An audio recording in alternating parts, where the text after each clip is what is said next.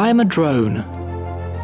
I'm a robot too. I have been created to take beautiful shots of landscape, and mainly to help humans acquire useful, important information.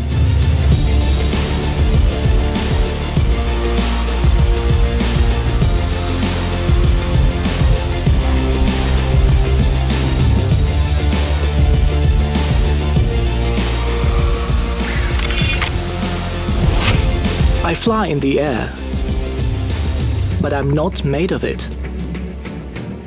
I'm made out of components that are made of materials, made of raw materials.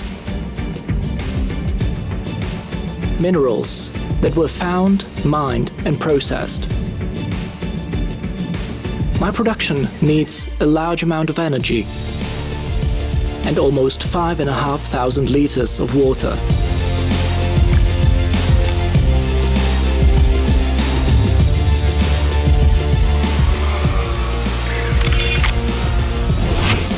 Here, I'm serving humans who deal with non-living nature, geologists, water managers, geodesists, miners. I'm capturing images of watercourses or dams, and I'm taking water samples. I'm monitoring the size and rate of landslide deformations.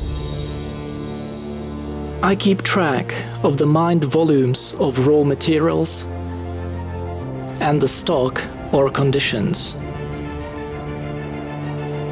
But I'm also able to scan surfaces, map subsoil, search for mineral deposits or space beneath the ground, and I assist in research on glaciers.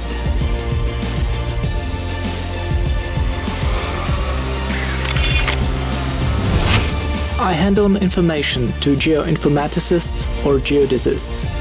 It is them who mostly control me and who process the acquired data. The mass of data leads to the creation of visualizations and presentations, like digital terrain models, 3D maps of space beneath the ground, or simulations of natural phenomena.